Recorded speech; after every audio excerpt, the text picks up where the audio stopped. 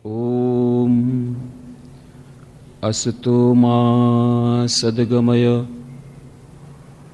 તમસો મા જ્યોતિર્ગમય મૃત્યોર્મા અમૃતમ ગમય.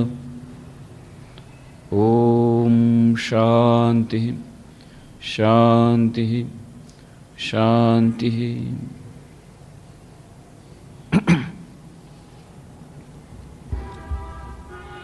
એકાગ્રતા અને ધ્યાન એ વિષય પર આપણે 102 ચર્ચાઓ કરી છે અને આપણા દૈનિક જીવનના પ્રત્યેક ક્ષેત્રમાં સફળતા મેળવવા માટે એકાગ્રતાનું કેટલું મહત્ત્વ છે એની વિસ્તારની ચર્ચા કરી છે.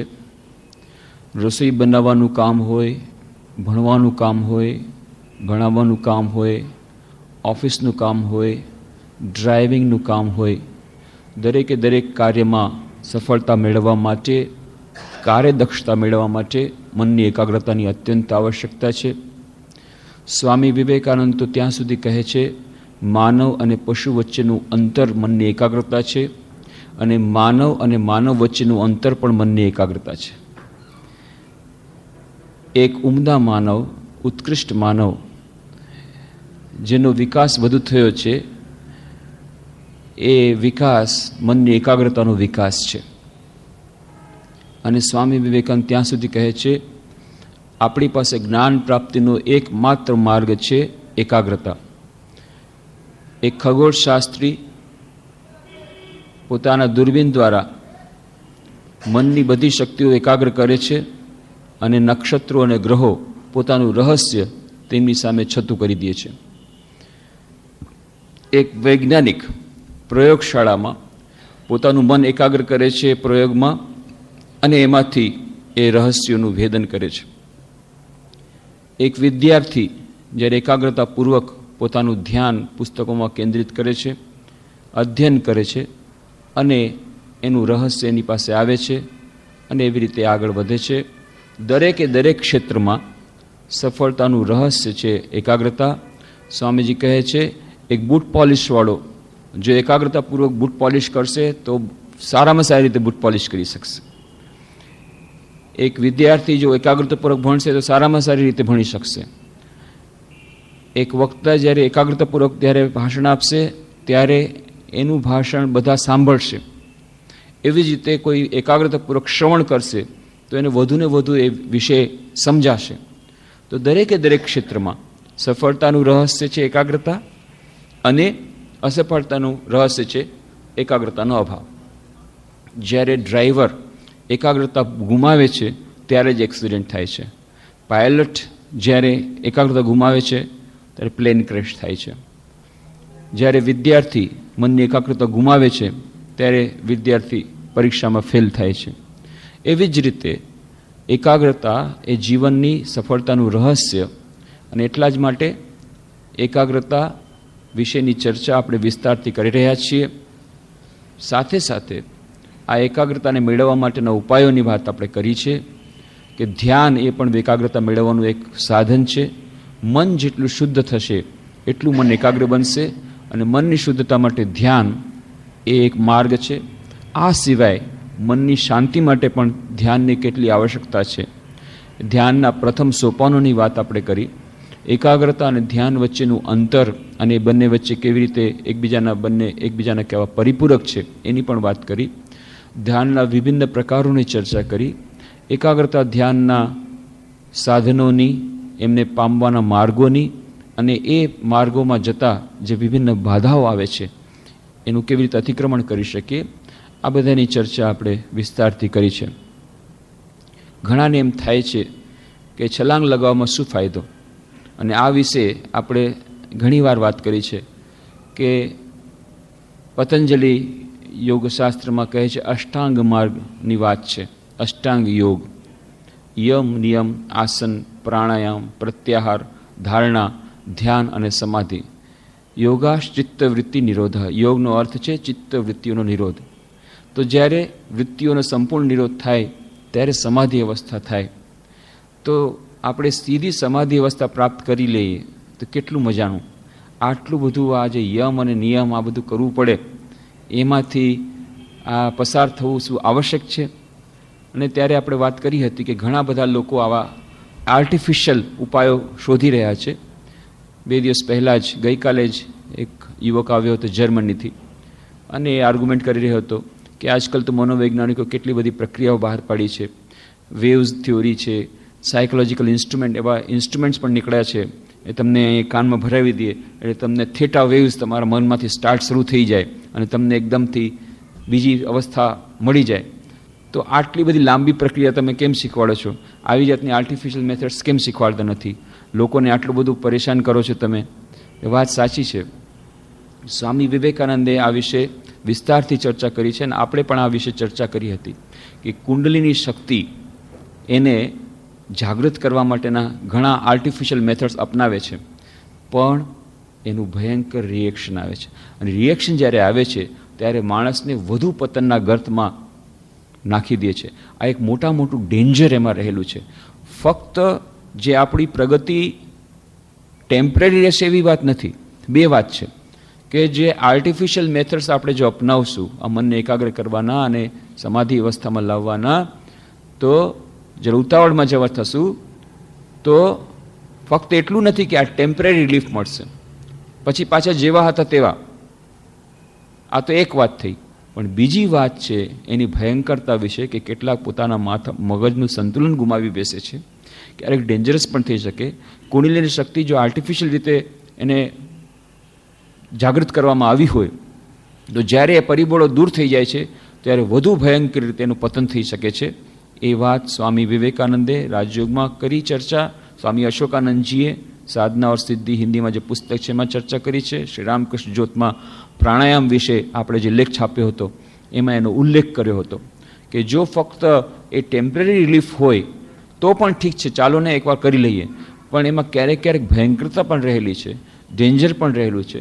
અને સ્વામી વિવેકાનંદ રાજયોગ નામના ગ્રંથની ભૂમિકામાં લખે છે કે જેમણે ખાસ કરીને પ્રાણાયામની સાધના કરવી હોય, બીજી બધી સાધનાઓ તો ઠીક છે, યમ નિયમ બરાબર છે, ધારણા ધ્યાન બરાબર છે, પણ જો પ્રાણાયામની સાધના કરવી હોય તો કોઈ એક ગુરુના વ્યક્તિગત માર્ગદર્શન હેઠળ જ કરવી જોઈએ, નહીં તો મસ્તિષ્કનું સંતુલન ગુમાવી બેસવાની પણ શક્યતા રહેલી છે. આવી જાતની ચેતવણી સ્વામી વિવેકાનંદ રાજયોગ નામના ગ્રંથમાં લખી નાખે છે.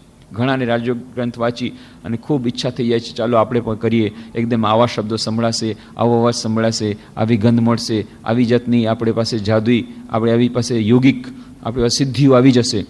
પણ એ સિદ્ધિઓ જેવી રીતે આપણા માટે આકર્ષક અત્યારે લાગે છે, પણ એ હાનિકારક પણ નીવડી શકે, નુકસાનકારક પણ નીવડી શકે. અને એટલા માટે આપણે સાવધાન રહેવાનું છે ને એટલા માટે આપણે ધીરે ધીરે આગળ વધીએ એ જ શ્રેયસ્કર છે.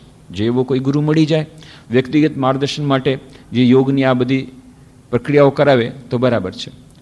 અને તેમ છતાં આપણે તો મુખ્ય વાત સમજવાની છે કે જીવનનું ધ્યેય શું છે, અંતિમ ધ્યેય શું છે.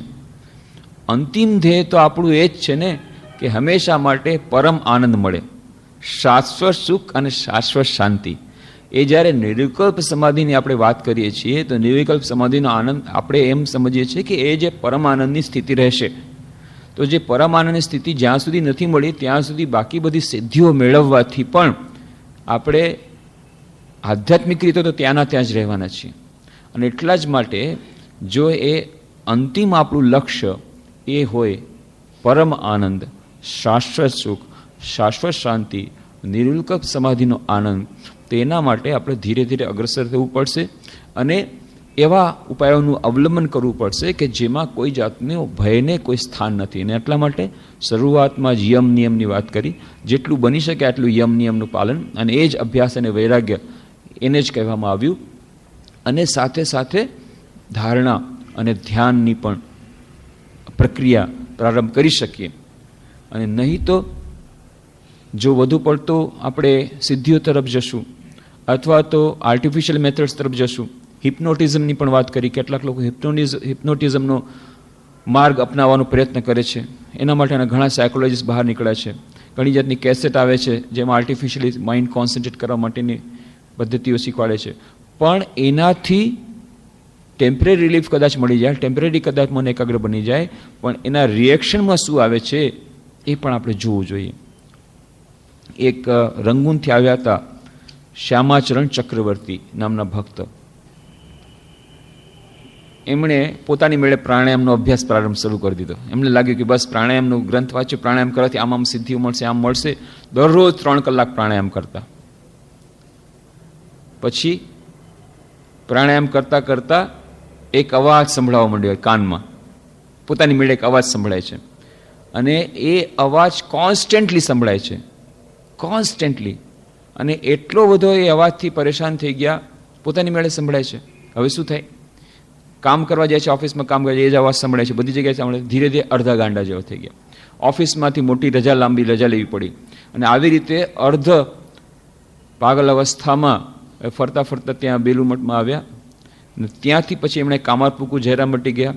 ત્યાં એમણે સાંભળ્યું ત્યાં કલકત્તામાં કે માં શારદા દેવી રહે છે જયરામબટ્ટીમાં, શ્રી રામકૃષ્ણ અર્ધાંગિની. એમની પાસે ગયા અને જયરામબટ્ટી ગામમાં પ્રવેશ કરવાની સાથે જ એ અવાજ પોતાની મેળે બંધ થઈ ગયો. અને માં શારદા દેવી પાસે આવ્યા. માં શારદા દેવીએ એને પૂછ્યું શું વાત છે? ત્યારે એને બતાવ્યું કે આવી રીતે મારી અર્ધપાગલની અવસ્થા થઈ ગઈ, કેટલા વખતથી આવી રીતે મને સતત અવાજ સંભળાતો હતો, હમણાં થોડા વખત પહેલાં ગામમાં પ્રવેશ કર્યો પછી ગઈ છે, પછી થયો છે. તો શું વાત હતી? ના, પ્રાણાયામનો અભ્યાસ કોઈને પૂછ્યા વગર કરતો હતો 3 કલાક. ત્યારે માં શારદાએ કહ્યું, જો તારે બચવું હોય અને જો સાધારણ માનવ બનવું હોય તો આ પ્રાણાયામનો અભ્યાસ છોડી દે, તને મંત્ર દીક્ષા આપું છું, આ મંત્રનો જાપ કર. કેટલા કલાક કરું? કલાક નહીં, સવારના 1 વાર અને સાંજના 1 વાર, વધારે નહીં, હમણાં નહીં, તારા માટે 8 ડોઝ છે. ધીરે ધીરે ધીરે આરંભ કરવાનો છે. આપણે વધુ પડતા ઉત્સાહમાં ક્યારેક કરી બેસીએ છીએ અને પછી ઉપરનો માલ ખાલી થઈ જાય. એના કરતાં ધીરે ધીરે, slow and steady wins the race. મા શારદાદેવીને બચાવી દીધો. મા શારદા દેવી આધ્યાત્મિક સાધનામાં એટલા બધા આગળ, અને કેટલા આધ્યાત્મિક સાધકોની એમણે કેટલા બધા જાતના પ્રશ્નો હલ કર્યા છે. આધ્યાત્મિક સાધનાની ટેક્સ્ટ બુક કહેવાય છે પરમપદને પંથે, ટુવર્ડ્સ ધ ગોલ સુપ્રીમ, સ્વામી વિરજાનંદજીની નાનકડું પુસ્તક. પણ ઘણા લોકો એમ કહે છે કે આધ્યાત્મિક જીવન વિશેનું જાણે ડાયજેસ્ટ. પરમપદને પંથે સ્વામી વિરજાનંદજી રામકૃષ્ણ મઠ મિશનના 6ઠા પરમાધ્યક્ષ હતા. સ્વામી વિવેકાનંદ પાસેથી સંન્યાસ દીક્ષા લીધી હતી. સૌ પહેલા જે લોકોએ રામકૃષ્ણ મિશનમાં પ્રવેશ કર્યો, ડાયરેક્ટ ડિસાઇપલ સિવાયના, એમાંના એક સ્વામી વિરજાનંદજી મા શારદાદેવી પાસેથી મંત્ર દીક્ષા લીધી હતી. અને કેટલા લોકોને સ્વામી વિરજાનંદજી મંત્ર દીક્ષા આપી છે, આધ્યાત્મિક માર્ગદર્શન આપ્યું છે. એ પરમપદને પંથે પુસ્તક વાંચી ત્યારે ખબર પડે કેટલા મહાન મહાન એમના ઉપદેશો, આધ્યાત્મિક ઉપદેશો. એ સ્વામી વિરજાનંદજી પોતે એકવાર તકલીફમાં પડી ગયા. ખૂબ સતત માથાનો દુખાવો અને માનસિક રીતે અસ્વસ્થ, ફક્ત શારીરિક રીતે અસ્વસ્થ નહીં, માનસિક રીતે અસ્વસ્થ થઈ ગયા. કેટલા સાયકોલોજીસ્ટને બતાવ્યા, ડૉક્ટરને બતાવ્યા, અને પછી તો એવી જાતની ભીતિ થઈ ગઈ કે એમને પાછા ઘરે મોકલવા પડશે. ત્યારની વાત છે. અને ખૂબ જ ત્યારે એમને મનમાં બેચેની થઈ ગઈ કે શું થશે શું નહીં. અને આવી હાલતમાં મા શારદાદેવી પાસે આવે વિરજાનંદજી મહારાજ. મા શારદા દેવી કેટલા મોટા મોટા ડૉક્ટર પાસે ગયા હતા, કેટલી દવા લીધી હતી, કેટલે બધાની પાસેથી સજેશન લીધા હતા, તોય ઠીક નહોતો થયો ઉપચાર. મા શારદા દેવી એક જ પ્રશ્ન પૂછ્યો જ્યારે સામે બેઠા, શું વાત છે દીકરા, શું તકલીફ છે? તો કે આમ તકલીફ છે, સતત માથું દુખાવો રહે છે, મને એકદમ બેચેન રહે છે. અચ્છા, તું શું સહસ્ત્રારમાં ધ્યાન કરે છે? હા માં, હું સહસ્ત્રારમાં ધ્યાન કરું છું. હા, આ તારું ડાયગ્નોસિસ. તરત જ એક જ પ્રશ્નમાં બધું પૂછી દીધું. તું સહસ્ત્રારમાં જો બેટા, સહસ્ત્રાર ગુરુનું સ્થાન છે, અત્યંત ઉચ્ચ સ્થાન છે, એમાં વધારે વાર ધ્યાન ન કરાય. થોડી વાર સુધી ધ્યાન બરાબર છે, પણ સ્વામી વિરજાનંદજી તો કલાકોના કલાકો સુધી ધ્યાન કરતા હતા. મહાન સાધક હતા, કલાકોનો કલાક જપ કરતા હતા. મા શારદાદેવીને પત્ર લખે છે વિરજાનંદજી મહારાજ. ત્યારે 17 વર્ષની ઉંમર હતી. 17 વર્ષની ઉંમરે વરાનગર મઠમાં આવ્યા હતા જોઈન કરવા માટે અને જોડાવા માટે રામકૃષ્ણ મિશન. અને ઘણી સેવા કરી, બધા ડાયરેક્ટ ડિસાપલની સ્વામી રામકૃષ્ણાનંદજીને ઠાકુર પૂજામાં સહાયતા કરે, બધું કરે. પણ પછી એમની તબિયત ખરાબ થઈ ગઈ. અને ત્યારે વરાનગરની મઠની સ્થિતિ એટલી ખરાબ, ખાવાને અન્ન નથી, ત્યાં દવાના પૈસા ક્યાંથી કાઢે. અને એટલા માટે એમને કહ્યું કે તમે ઘરમાં જાઓ, તબિયત સારી કરીને પછી આવો. અને ખૂબ અત્યંત દુઃખિત હૃદયે ઘરમાં ગયા હતા. પણ મા શારદાદેવી પાસેથી એમણે આશ્વાસન લીધું કે મા તમે મને જરૂર યાદ કરજો અને જ્યારે મારી તબિયત સારું થઈ જાય તો જરૂર મને પાછો સ્વીકાર કરજો. મા ત્યાં નીલાંબર બાબુના બગીચામાં રહેતા હતા. એમણે રડતા રડતા વિદાય આપી. સ્વામી વિરજાનંદજી હોડીમાં જાય છે અને મા જોયું કે છેક છેલ્લે સુધી, જ્યાં સુધી હોડી અંતર એ દૃષ્ટિથી ઓઝલ નથી થઈ, દૃષ્ટિથી દૂર નથી ગઈ, દૃષ્ટિગોચર થાય છે, ત્યાં સુધી મા શારદા ઉપર અગાસી ઉપર ઊભા ઊભા રડતી મુખે જોઈ રહ્યા છે. અને પછી સ્વામી વિરજાનંદજી ગયા, પણ ત્યાં ઘરમાં જઈને પણ સાધના શરૂ કરી. એક વાડીમાં રહેતા, અલગથી વાડીમાં, બગીચામાં પોતાની એક ઝૂંપડી બનાવી લીધી અને ત્યાં જ રહેતા ને મા બાપની જે થોડી સેવા કરવી કરી, બાકી આખો દિવસ જપ ધ્યાનમાં કરે. અને એ સ્વામી વિરજાનંદજી પત્ર લખે છે મા શારદાદેવીને કે મા, પહેલા દરરોજ વધારે જપ થતા હતા, આજકાલ ફક્ત 85,000 જપ કરું છું, એટલા માટે મનમાં શાંતિ મળતી નથી. દરરોજના ફક્ત 85,000 જ જપ થાય છે, એટલા માટે મારું મન ખૂબ ખરાબ છે. 85,000 જપ કરીને એમને અસંતોષ થાય છે કે પહેલા હું ઘણો જ લાખો જપ કરતો હતો, આજકાલ દરરોજના ફક્ત 85,000 જપ થાય છે. આવી કઠોર સાધના કરવા વિરજાનંદજી મહારાજ. અને એ વિરજાનંદજી મહારાજને આવો કઠિન રોગ થઈ ગયો. મા શારદાદેવી પાસે જાય છે. મા શારદા એક જ વાક્યમાં બધું પતાવી દીધું. બેટા, તું સહસ્રમાં ધ્યાન કરે છે, જો સહસ્રમાં વધારે કલાકો સુધી એક રીતે ત્યાં આ ધ્યાન કરવાથી જ આ થયું છે. પછી વિરજાનંદજી મહારાજે સહસ્રમાં ધ્યાન કરવાનું થોડાક વખત માટે છોડી દીધું. ઓલ રાઈટ, નો મેડિસિન, કાંઈ કરતાં કાંઈ બીજું કરવાની જરૂર ન પડી, પોતાની મેળે બધું ઠીક થઈ ગયું. તો મા શારદાદેવી શ્રી રામકૃષ્ણદેવ જે કહેતા હતા ને કે શારદા એ તો સરસ્વતી છે, આપણને ક્યારેક હસવું આવે. શ્રી રામકૃષ્ણ કહેતા, આજે સરસ્વતી પૂજા છે એટલે શારદાદેવીની એ વાત યાદ આવી ગઈ. શ્રી રામકૃષ્ણ કહે છે શારદા એ તો સરસ્વતી છે, જગતને જ્ઞાન દેવા માટે આપી છે. આપણને પહેલાં તો હસવું આવે. શારદા સરસ્વતી, જે કોઈ દિવસ સ્કૂલમાં નથી ગયા, પોતાનું નામ લખતા ન આવડે, મની ઓર્ડર આવે ત્યારે અંગૂઠાની છાપ આપે. એ અંગૂઠાની છાપ મેળવવા માટે ભક્તો બધા આતુર હોય કે ક્યારે માનો અંગૂઠાની છાપ આવશે. એકનોલેજમેન્ટ, મની ઓર્ડર મોકલું છે મા શારદાદેવીને, એકનોલેજમેન્ટમાં સિગ્નેચર નથી, અંગૂઠાની છાપ છે, લખતા નથી આવડતું. વાંચતા માંડ થોડું થોડું આવડતું હતું, એ પણ ચોરી છુપીથી થોડું શીખાતા. અને શીખતા હતા ત્યાં હૃદયરામ રામકૃષ્ણદેવના ભાણેજે ચોપડી ચોપડી છીનવી લીધી. હે, છોકરીઓને વળી આ ચોપડી વાંચવાનું હોય, શીખવાનું હોય, આનાથી ચારિત્ર તમારું ખરાબ થઈ જશે, નહીં, ચોપડી છીનવી લીધી, ન વાંચવા દીધી. પણ એ ચોરી છુપીથી જે થોડુંક ચોપડી વાંચતા શીખાય, એમાંથી રામાયણ મહાભારત વાંચી લેતા. લખતા નહોતું આવડતું, પોતાને દસ્તખત કરી શકે નહીં એવા મા શારદા અભણ, એકદમ અભણ સરસ્વતીની આપણે વાત કરી છે ને. ગુણવંત શાહની એક આ લેખ છે આપણે રામકૃષ્ણ જ્યોતના દીપોત્સવી અંકમાં, અભણ સરસ્વતી, કે સરસ્વતી એ માછીમારની કન્યા હતી, પણ સાવ અભણ. પણ એણે શું કર્યું, નાવમાં કેટલી બધી ખેપ કરીને કેટલા લોકોનો જીવ બચાવ્યા પૂર વખતે. ત્યારે ગુણવંત શાહ કહે છે કે આપણે જેને અભણ કહીએ છીએ એ ખરેખર સરસ્વતી છે. તો જે ભણતર એ ફક્ત અક્ષરનું ભણતર નથી, ફક્ત અક્ષર જ્ઞાન એ જ અક્ષર એ નથી, કે આપણે જે એજ્યુકેશન અત્યારે વાત કરીએ છીએ એ જ ફક્ત એજ્યુકેશન નથી, એની વાત સમજાવતા ગયા છે. તો મા શારદાદેવી આ અર્થમાં તો અભણ હતા, પોતાનું નામ લખતા જેને ન આવડે અને ફાનસ પેટાવતા ન આવડે. અને એક છોકરીની ખૂબ એ પ્રશંસા કરે. તમને ખબર છે, ઓલા બેનર્જી મકાનમાં ને એક છોકરી આવી છે કલકત્તાથી, ખૂબ હોશિયાર છે. કેમ? એને ઘડિયાળમાં ચાવી દેતા આવડે છે, એટલી હોશિયાર છે. એ એના માટે ખૂબ હોશિયારીની વાત થઈ ગઈ.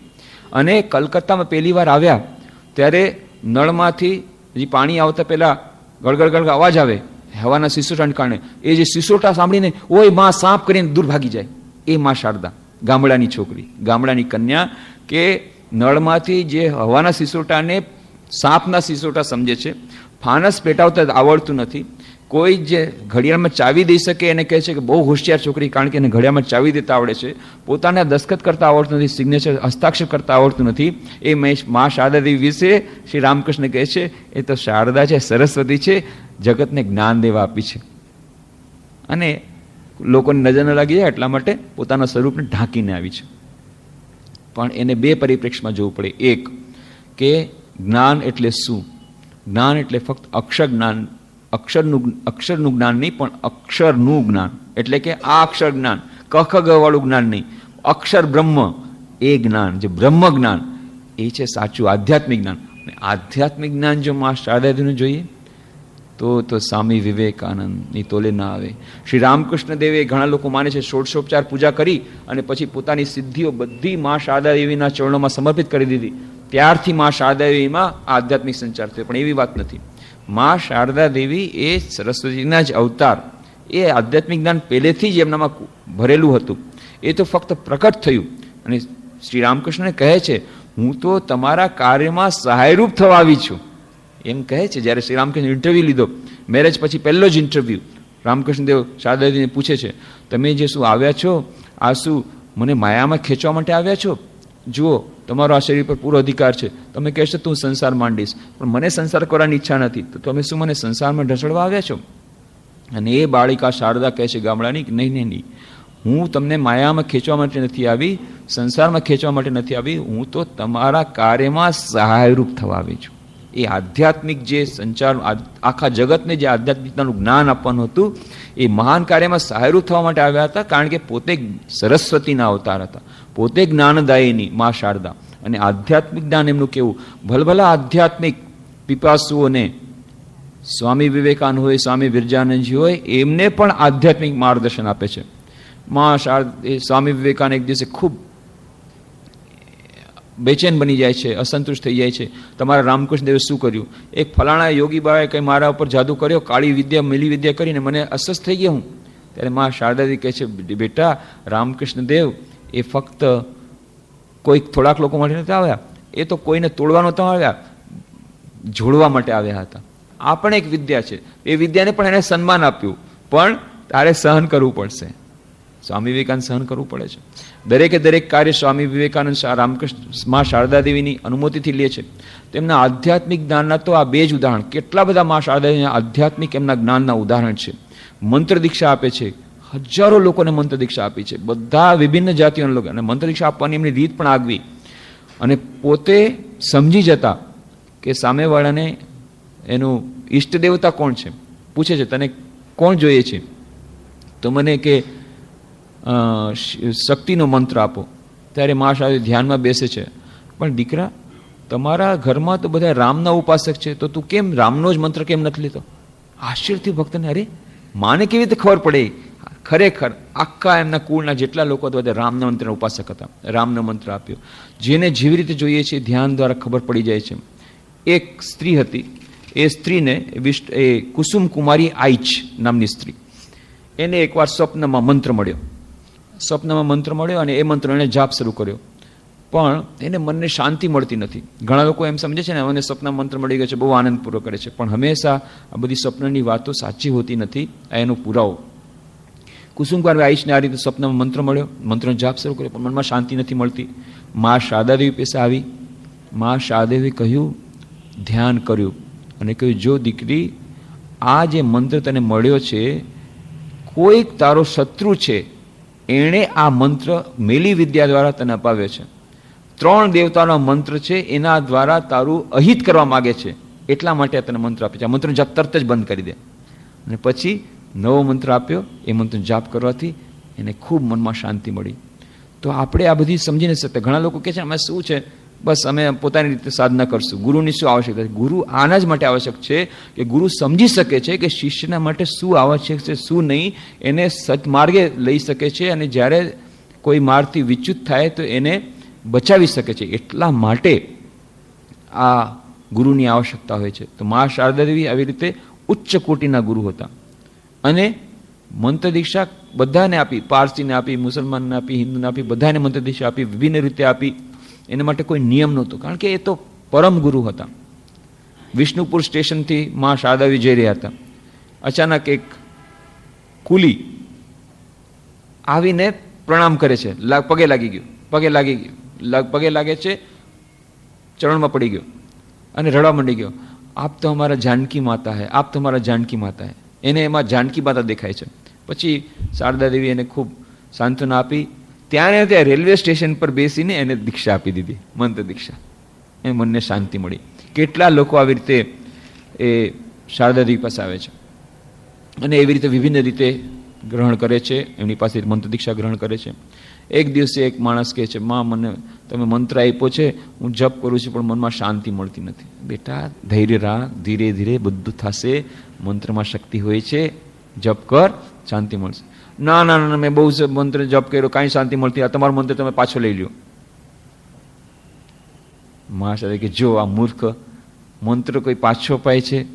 જો હું તારા માટે કેટલો બધો પ્રયત્ન કરું છું, તારા મને કેટલી દયાપૂર્વક તને મંત્ર આપ્યો છે, હું તારા માટે પ્રાર્થના કરું છું, તને કહું છું તું ધૈર્યપૂર્વક રાખ, તને બરાબર શાંતિ થશે, અને તું આવી રીતે વાતો કરે છે. આજે ઠીક છે, જા, હવેથી તારે મંત્ર જાપ નહીં કરવો પડે.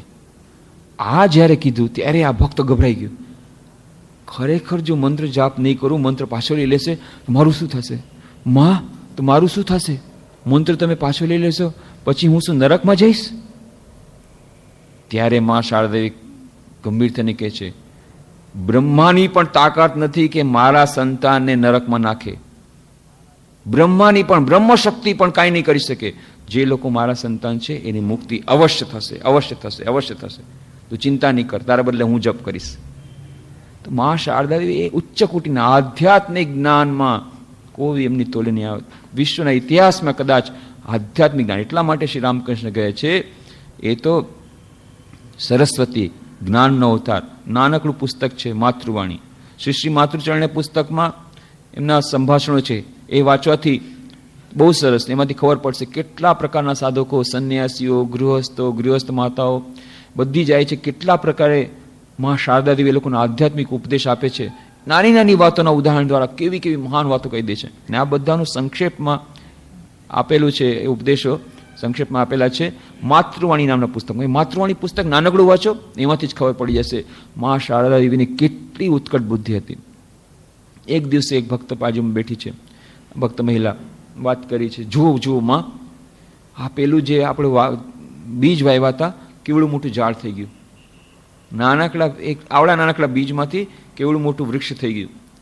ત્યારે માં શારદા કહે છે, વાહ વાહ વાહ, જો કેટલું સરસ વૃક્ષ થયું છે. આવી જ રીતે આપણા મંત્રમાં જે બીજ હોય છે ને, બીજ, મંત્ર બીજ, એ પણ હોય છે બહુ નાનકડું, પણ જ્યારે એ મંત્રનો જાપ કરવામાં આવે છે ત્યારે એમ કેટલા કેટલા સરસ ફળ નીકળે છે. ભક્તિરૂપી, પ્રેમરૂપી, જ્ઞાનરૂપી ફક્ત ફળ નીકળે છે. તરત જ માં શારદાદેવીએ એનું ઉદાહરણ આપી દીધું કે આ મંત્રોનો જાપ કરવાને માટે કહ્યું કે મંત્ર કેવો છે? વટવૃક્ષના બીજ જેવો છે. પહેલા તો નાનકડો દેખાય છે, પણ એનો જપ કરો, ધીરે ધીરે મહાન વટવૃક્ષ થઈ જશે. અને વટવૃક્ષની જેમ જેમ વિશાળ છાયા આપશે, એમ આ મંત્રનો જાપ કરવાથી ધીરે ધીરે ધીરે આ આધ્યાત્મિક શક્તિ જાગૃત થશે અને શાંતિ મળશે, આધ્યાત્મિક શાંતિ મળશે. અને માં વારંવાર કહે છે, જપાત સિદ્ધિ, જપાત સિદ્ધિ, મંત્રનો જાપ કરવાથી સિદ્ધિ થશે. અને ઉદાહરણ આપે છે કે માં હું કેવી રીતે રહું. ઉદાહરણ આપે, જો આ ઘડિયાળ જોઈએ છે ને, શું કરે છે ઘડિયાળ? ટીક ટીક ટીક ટીક ટીક ટીક ટીક, બસ આવી રીતે ટીક ટીક ટીક હંમેશા મંત્રનો જાપ કર્યા કરવાનો. જેમ ઘડિયાળ ટીક ટીક ટીક કન્ટિન્યુઅસ ટીક ટીક કરે છે, એમ મનમાં કન્ટિન્યુઅસ જપ કરતા રહેવાનું. એક નાનકડી વાતમાં સમજાવી દીધું. માં શારદાદેવી અભણ મહિલા, નિરક્ષર, પોતાના સિગ્નેચર કરી ન શકે, પણ આધ્યાત્મિક એટલું બધું જ્ઞાન. એટલા માટે શ્રી રામકૃષ્ણ કહેતા હતા, એ તો શારદા છે, એ સરસ્વતી છે.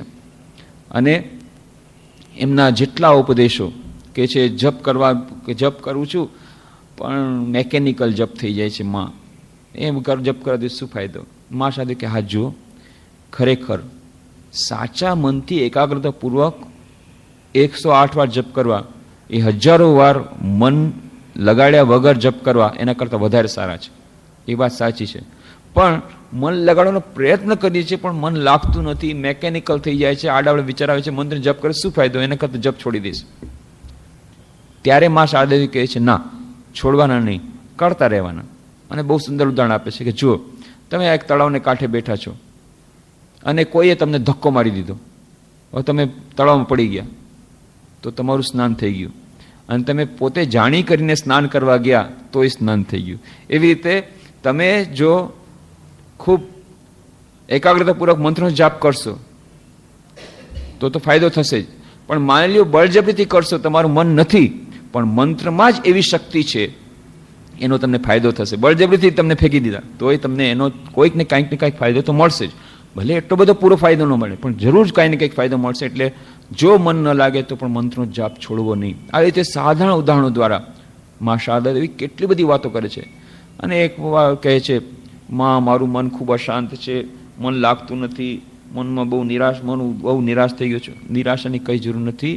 જો આ મન છે ગાંડા હાથી જેવું છે, મનનો સ્વભાવ જ છે આવી રીતે આડાવાળો વિચાર કરવાના, એનાથી ગભરાવાનું નહીં. પણ મનનો સ્વભાવ છે નીચા વિચારો તરફ જાય છે. પણ પાણીનો સ્વભાવ જ જેમ છે નીચે જવું, પણ આજકાલ મોટર લગાડી દે છે, પંપ લગાડી દે છે, મોટર લગાડવાથી પાણી ઉપર વહી જાય છે. એવી રીતે આ ભગવત કૃપા દ્વારા આ જે મન નીચું જઈ રહ્યું હોય એ પણ ઊંચું જઈ શકે, વિચારો ઉચ્ચ થઈ શકે. કેવી રીતે? મોટર લગાડી દેવાની. કેવી મોટર? ઈશ્વરની કૃપારૂપી મોટર. ઈશ્વરની કૃપારૂપી મોટર હશે તો પાણીનો આમ તો સ્વભાવ નીચો છે જવાનો, મનનો સ્વભાવ જ છે નીચી વાતો જવાનો, પણ જો ભગવાનની કૃપા મળી ગઈ તો ઊંચી તરફ જશે. તો આ મોટર લગાડી દો. આવી રીતે બહુ સુંદર સુંદર વાતો ઉદાહરણો દ્વારા મા શારદા દેવી ખાસ કરીને ધ્યાન અને એકાગ્રતા વિશે કેટલી બધી વાતો કરી છે. તો આ એમનું આધ્યાત્મિક જ્ઞાનનો પક્ષ. તો એ સરસ્વતી જ રામકૃષ્ણદેવે કહ્યું છે, એ શારદા એ સરસ્વતી છે, એ બિલકુલ સાચી વાત છે. આધ્યાત્મિક રીતે મુંડકોપનિષદમાં બે પ્રકારની વિદ્યાની વાત છે, પરાવિદ્યા, અપરાવિદ્યા. અપરાવિદ્યા એટલે જે કંઈ વિદ્યા આપણે ગણી છે બધી વિદ્યા અપરાવિદ્યા. જ્યોતિષશાસ્ત્ર, ગણિત શાસ્ત્ર, રસાયણ શાસ્ત્ર, જેટલી લૌકિક વિદ્યા, આ બધી વ્યાકરણ, આ બધી વિદ્યા છે એ અપરાવિદ્યા. ત્યાં સુધી કે વેદ એનો અભ્યાસ એ પણ લૌકિક વિદ્યા. પણ પરાવિદ્યા એટલે આ બધાની પર જે છે, એટલે કે અક્ષર બ્રહ્મ વિશે જાણવાની વિદ્યા, બ્રહ્મ જ્ઞાનની વિદ્યા એ છે પરાવિદ્યા. તો મા શારદા દેવી પરાવિદ્યામાં તો પારંગત છે જ, આ આધ્યાત્મ વિદ્યામાં પારંગત છે જ, આધ્યાત્મિક જ્ઞાનદાયીની તો છે જ, પણ સાથે સાથે આ જે સાધારણ લૌકિક બુદ્ધિની જે આપણે વાત કરીએ છીએ, વ્યવહારિક બુદ્ધિ, એ પણ એમનામાં એટલી જ છે. એમાં પણ ઓછા નથી ઉતરતા, ભલે ભણેલા ન હોય. એના થોડાક જ ઉદાહરણો આપણે જોઈએ. રામકૃષ્ણ મઠ મિશન જેવી આંતરરાષ્ટ્રીય સંસ્થાનું સંચાલન 34 વર્ષો સુધી મા શારદા દેવી કર્યું. રામકૃષ્ણ દેવની મહાસમાધિથી 1886માં, મા શારદા દેવી 1920માં. એની વચ્ચે કેટલી બધી રામકૃષ્ણ મિશનને સમસ્યા આવી, પણ ઓવરઓલ સુપરવિઝન, સંચાલન મા શારદા દેવીનું. ભલે પ્રેસિડેન્ટ રામકૃષ્ણ મિશનના ફર્સ્ટ બન્યા બ્રહ્માનંદજી, અને આડકતી રીતે સ્વામી વિવેકાનંદ એમાં બધી ઇન્ફ્લુઅન્સ એમણે શરૂઆત કરી. પણ શરૂઆતથી માંડીને છેલ્લે સુધી, શરૂઆત કેવી રીતે થઈ રામકૃષ્ણ મિશનની? બધા તો સંન્યાસીઓ ચારે તરફ રખડતા હતા, પરિવ્રાજ રૂપે ફરતા હતા. વરાનગર મઠમાં બહુ ઓછા લોકો રહેતા, એકાદ બે રહેતા, બાકી બધા ચારે તરફ રખડી રહ્યા છે. કોઈ જાતનું સંગઠન એવું બધું નથી, કોઈ જાતનું એવું આશ્રમ જેવું કંઈ ખાસ નથી. વરાનગર મઠ થયો છે, પણ એની કોઈ વ્યવસ્થા એ લોકો માટે ખાવા પીવાની નથી. જ્યાં બધા ફરી ફરીને ચરી કરીને જે કંઈ ભિક્ષામાં મેળવે છે. મા શારદા દેવી બોધ ગયામાં જાય છે અને ત્યાં જુએ છે એટલું સરસ મઠ, બધા લોકો સંન્યાસીને એટલી સરસ જમવાની વ્યવસ્થા, રહેવાની વ્યવસ્થા. અને ત્યારે રામકૃષ્ણ પ્રાર્થના કરે છે, પ્રભુ તમે આવ્યા ને ચાલ્યા ગયા તો બધું પૂરું થઈ ગયું, તો પછી તમારે આવવાની આટલી બધી તકલીફ રહેવાની શું જરૂર હતી?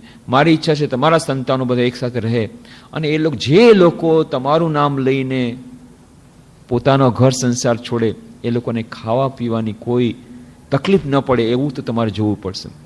અને પછી રામકૃષ્ણદેવ એ સ્વપ્નમાં દર્શન આપે છે સૂર્યનાથ દત્તને, અને પછી એ પોતે આવી અને વરાનગરમાં આપણા રૂપિયા આપે છે અને આશ્રમ શરૂ થાય છે. પછી આલમ બજાર મઠ અને પછી બેલુર મઠ, ધીરે ધીરે આશ્રમના સંસ્થાની સ્થાપના થઈ.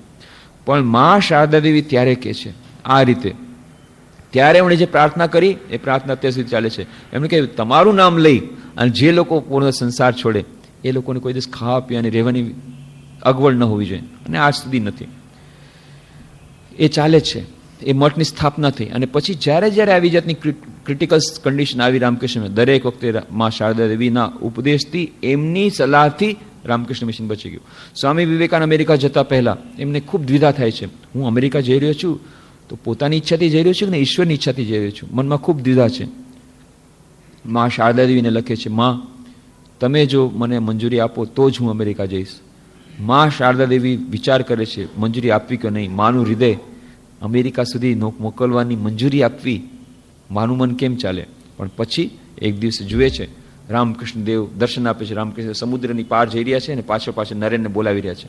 આવું જ દર્શન નરેન્દ્રનાથને પણ ત્યાં થાય છે. અને ત્યારે મા શારદા કહે છે, બેટા ભગવાનની એવી ઈચ્છા છે તું ભગવાનનું કાર્ય કરવા માટે સમુદ્ર પાર જા, જરૂરથી જા. અને માનું જ્યાં આદેશ મળ્યો પછી સ્વામી વિવેકાનંદ સમુદ્રની યાત્રા કરે છે. નહીં તો અહીંયા કેટલા લોકો એમને ના પાડી હતી, નહીં સમુદ્ર યાત્રા કરવું નિષિદ્ધ છે. પોંડિચેરીમાં હતા ત્યારે એ હિન્દુ ધર્મના પંડિતોએ ત્યાં લોકોએ કહ્યું હતું નહીં, તમે સમુદ્ર યાત્રા નહીં કરતો. કેમ? તમે અમેરિકા નહીં જઈ શકો.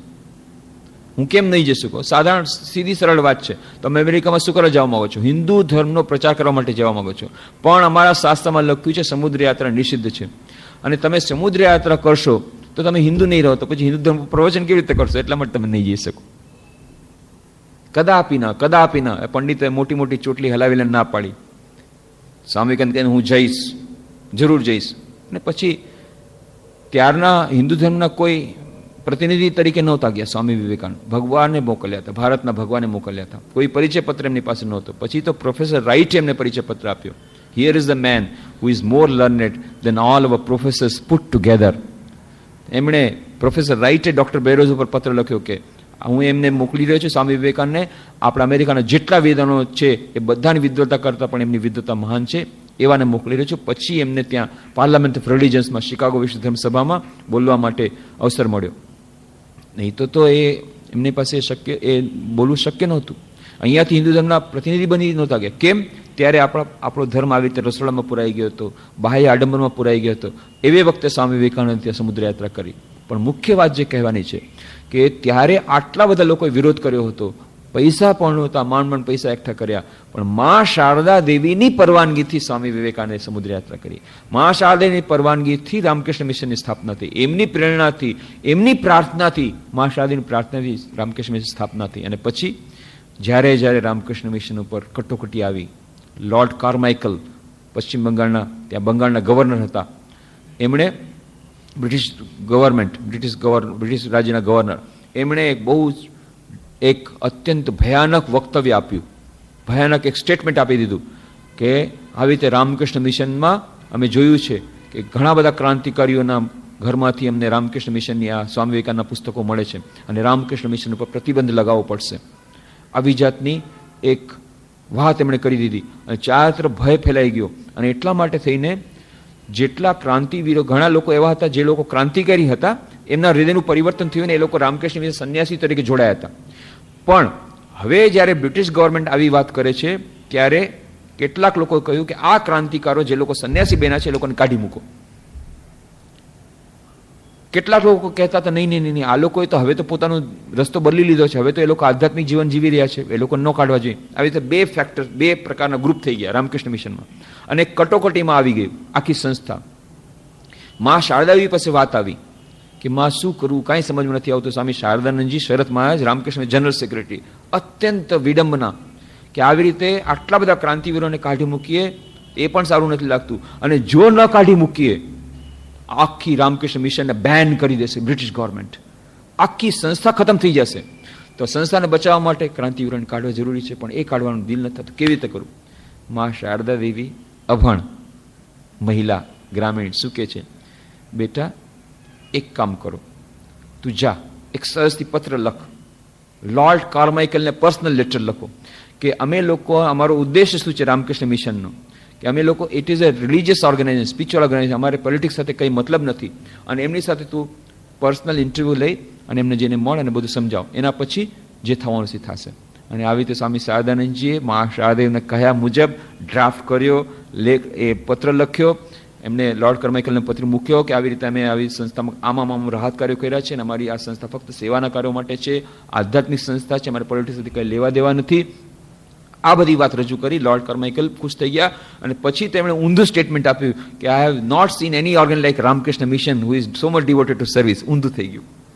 અને ફરી રામકૃષ્ણ મિશન, જે અત્યાર સુધી બધામાં ભય હતો કે રામકૃષ્ણ મિશન અમે સંન્યાસી તરીકે જોડાશું તો અમારા ઉપર બ્રિટિશ ગવર્મેન્ટની નજર આવશે, એટલે બીજા નવા પણ નહોતા જોડાતા, અને આ તરફ જે જોડાયા હતા એને પણ દૂર કરવાનું હતું. આજે રામકૃષ્ણ મિશન પર કટોકટી હતી એ દૂર થઈ ગઈ. હજી એક કટોકટી આવી ત્યાં 1898ની વાત છે. સ્વામી વિવેકાનંદની તબિયત ખરાબ હતી, દાર્જિલિંગ ગયા હતા અને ત્યાં કલકત્તામાં પ્લેગ થઈ ગયો. આ પ્લેગને કારણે લોકો એકદમ ભાગવા મંડી ગયા.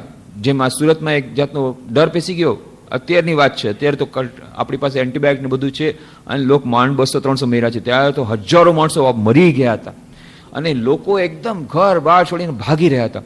અચાનક સ્વામી વિવેકાનંદને ખબર પડી, દાર્જિલિંગથી આવી ગયા અને તરત જ પ્લેગ મેનિફેસ્ટો જાહેર કર્યું. કોઈ ગભરાતા નહીં, અમે તમારી સાથે છીએ, અમે પોતે શહેરની સફાઈ કરશું, શહેર છોડીને કોઈ જતા નહીં. અને રામકૃષ્ણ મિશન બધી રીતે સેવા કરવા તત્પર છે અને કેમ્પ અમે ખોલી રહ્યા છીએ, મેડિકલ કેમ્પ ખોલી રહ્યા છીએ, તમે ચિંતા નહીં કરો. પ્લેગ મેનિફેસ્ટો બહાર પાડી દીધું. બધા ગુરુભાઈએ કીધું, સ્વામીજી પણ તમે આ વાત કરી, રાહત કાર્ય શરૂ કરશો, પૈસા ક્યાં? પૈસા કઈ વાત નહીં, પૈસા નહીં આવે રાહત કાર્યમાં. આ બેલુમઠની જમીન છે, વેચી મારશું. બેલુમઠની જમીન 12 વર્ષો સુધી સ્વામી વિવેકાનંદે રાત દિવસ પરિશ્રમ કર્યો કે ગંગાને કાંઠે શ્રી રામકૃષ્ણની અસ્થિઓને પધરાવવા માટે થઈને એમનું સ્વપ્ન હતું. કેટલા વર્ષો સુધી જનોમિયા અમેરિકા ગયા, માંડ ભીખ માંગીને જે થોડા પૈસા આવ્યા હતા એ બધા પૈસા એકઠા કરી અને બેલુમઠની જમીન માંડ ખરીદી હતી. જેના માટે આખું જીવન આપી દીધું, એ બેલુમઠની જમીન વેચી મારશો કે શું છે? અમે તો આપણે સંન્યાસી છીએ, આપણે ઝાડ તળે રહી લેશું. પણ અત્યારે આપણી નજરની સામે લોકો મરી રહ્યા છે અને આપણે કેવી રીતે આમ ખાઈ શકીએ? નહીં, આપણે તે નહીં ખવાય. આપણે ગમે ત્યારે ઝાડ તળે જમીન વેચી નાખશું. હવે સ્વામી વિવેકાનંદની સામે બોલવાનું તો કોઈ નહીં, તો શિવજીના રૂપ છે, રુદ્ર સ્વરૂપ જ્યારે ધારણ કરે કોઈની હિંમત નથી એની સામે એક શબ્દ ચૂકે ચા બોલે. શું કરવું? બધાએ ગુરુભાઈ હવે વિચાર કરે છે. છેવટે એ લોકો હવે કે હાઈકોર્ટમાં જવું પડશે. ગયા મા શારદા દેવી પાસે. મા શારદાની વાત કરી કે આવી રીતે સ્વામી વિવેકાનંદ બધું વેચી મારવાનું વાત કરે છે. જમીન, આ બેલુમઠની જમીન વેચી મારશે તો આપણે રહેશું ક્યાં? રામકૃષ્ણ મિશનનું પછી અસ્તિત્વ જ નહીં રહે. મા સાથે બોલાવ નરેનને. સ્વામી વિવેકાનંદ બોલાવવામાં આવ્યા. બેટા નરેન, મેં શું સાંભળ્યું છે કે આવી રીતે તું બેલુમઠની જમીન વેચવાનો તું વાત કરે છે અને સમાચાર પત્રમાં એડવર્ટાઇઝમેન્ટ પણ આપી દીધી છે. ખરેખર સમાચાર પત્રમાં જાહેર ખબર પણ આપી દીધી હતી કે આવી રીતે બેલુમઠની જમીન વેચવાની છે. કે હા માં, મારાથી આ લોકોનું દુઃખ જોવાતું નથી, લોકો બહુ દુઃખથી પલટાવા છે અને અમારી પાસે અત્યારે પૈસા નથી, પૈસા એકઠા થયા નથી ભંડોળમાં અને મારાથી આ દુઃખ એ લોકોને જોવાતું નથી, એટલે મેં વિચાર કર્યો છે જમીન વેચી નાખીશ. મા શારદા કે બેટા, તારું હૃદય ખરેખર વિશાળ છે, મને તારા ઉપર ખૂબ ગર્વ છે. તારું આવું સરસ હૃદય કે બીજાના દુઃખ તારાથી જોવાતા નથી, એના માટે થઈ અને આટલી મહેનતથી તે જમીન લીધી હતી, એ બધું વેચવા માટે તું તત્પર થઈ ગયો છે, બહુ સારી વાત છે. પણ બેટા, તમે લોકો તો સંન્યાસી છો, શ્રી રામકૃષ્ણ પાસેથી તમે સાધના શીખી છે, તમે લોકો તો ઝાડ તળે રહી જશો. પણ બેટા, રામકૃષ્ણ મઠ અને મિશન ફક્ત તમારા લોકો માટે નથી. હજી તો કેટલાય હજારો લોકો, યુવકો આવશે આ રામકૃષ્ણ મિશન જોડાવા માટે અને એ લોકો તો તમારી જેમ તપસ્યા નહીં કરી શકે. અમારા લોકોની વાત કરે છે. અમારા લોકો આવવાના હતા, મા શાદી ખબર છે કે આવા લોકો પોતા આવવાના છે. એ લોકોને 2 ટાઈમ ટુ ટાઈમ ઘંટી વાગે ત્યારે જમવા જોશે, સુવા માટે સરસ વ્યવસ્થા જોશે. નહીં તો કોઈ રામકૃષ્ણ મિશન જોડાશે નહીં. ઝાડ તળે રહી અને ખાધા પીધા વગર રહી શકે એવા સંન્યાસી બહુ ઓછા મળશે. એટલે મા શાદી પહેલાથી સમજતા તમારા જેવા બધા આવવાના છે. બેટા, આ રામકૃષ્ણ મિશન તમારા માટે નથી. ઘણા લોકો આવશે, એને ટાઈમ ટુ ટાઈમ ખાવા જોશે, રહેવા માટે વ્યવસ્થા જોશે. એટલા માટે આ રામકૃષ્ણ દેવનો સંદેશો 1-2 વર્ષ માટે નહોતો, હજારો વર્ષો માટે એમનો સંદેશો ફેલાવવાનો છે. આખા વિશ્વમાં એમનો સંદેશો ફેલાવવાનો છે. કેટલું બધું કામ કરવાનું છે રામકૃષ્ણ મિશન દ્વારા. તો રામકૃષ્ણ મિશન બંધ થઈ જશે તો કેવી રીતે ચાલશે? અને બીજી વાત તને કહું, આ જમીન કોની છે? જમીન, સ્વામી વિવેકાનંદે કહ્યું, જમીન તો ટ્રસ્ટની છે. તો બેટા, ટ્રસ્ટની જો જમીન હોય તો ટ્રસ્ટીઓની પરવાની વગર શું ટ્રસ્ટની જમીન વેચાઈ શકે? સ્વામી વિવેકાનંદ બોલ્યા, હા એ તો વાત સાચી માં. તો તે ટ્રસ્ટીઓની પરવાનગી લીધી છે? ના માં.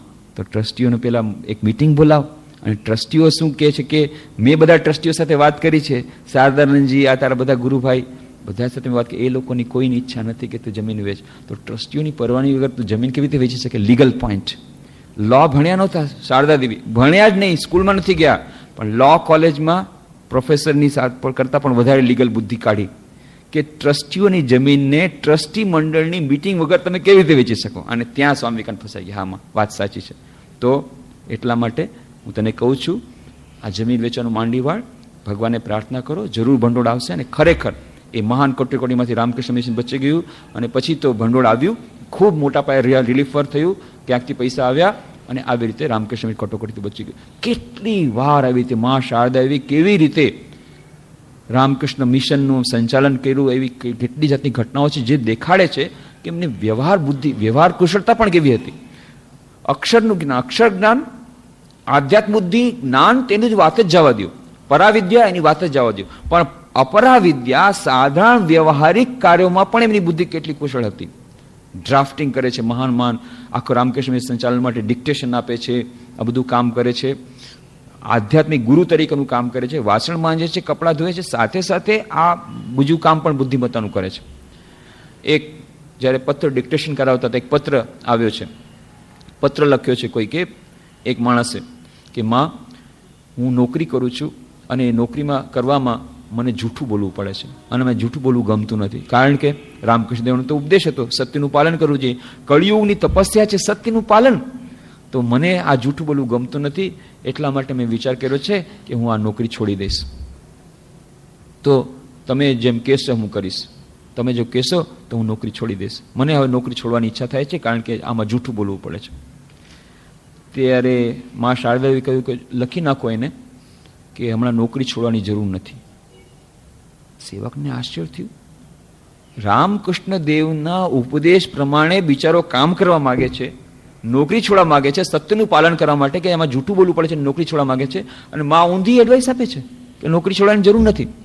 પછી માએ બીજું જ્યારે વાક્ય કીધું ત્યારે સમજમાં આવ્યું, જો બેટા આજે એ સન્માર્ગે જઈ રહ્યો છે, રામકૃષ્ણ દેવના ઉપદેશનું પાલન કરવાનો પ્રયત્ન કરી રહ્યો છે, અને એટલા માટે એમાં સદબુદ્ધિ એનામાં આવી છે કે એ સત્યના પાલન માટે નોકરી છોડવાની વાત કરે છે. પણ જ્યારે નોકરી છોડશે, બચ્ચા ભૂખે મરતા હશે, પેટમાં લાય લાગશે, ત્યારે ચોરી કરતા પણ નહીં અચકાય. એટલા માટે હું એને વધુ આધ્યાત્મિક રીતે હમણાં એને પછાડવા નથી માંગતી. અત્યારે એના આટલા ઉમદા વિચારો છે, ધીરે ધીરે ધીરે આગળ વધશે.